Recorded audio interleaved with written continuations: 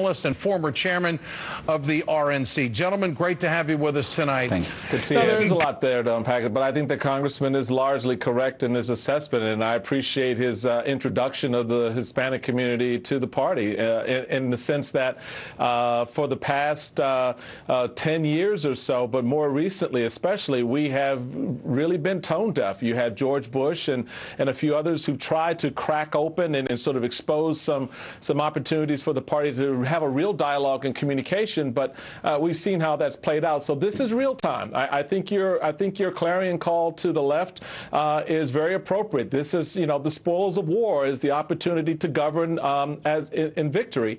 And for the Republican Party right now, it's not just soul searching.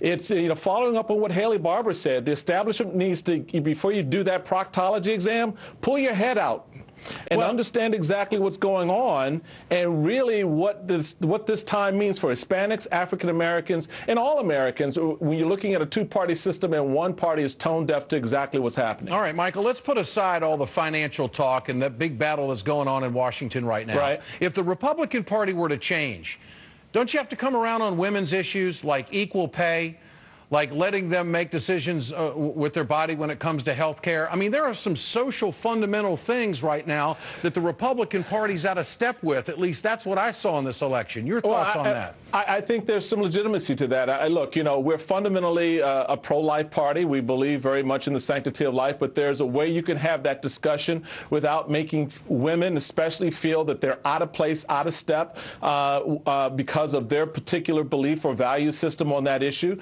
Look, there's a broad cloth or swath of issues out there where we can find that common ground to stand on that talk to where people are. And I think, to your point, Ed, that the party has to recognize that, not everyone's going to be lockstep with us 100%. But on those things Ronald Reagan said I thought were very true. Where we have that common ground, let's stand there for the fight for better jobs, equal pay, and I've been saying since election night, the reality for the GOP is that every month 50,000 Hispanics turn 18 years old.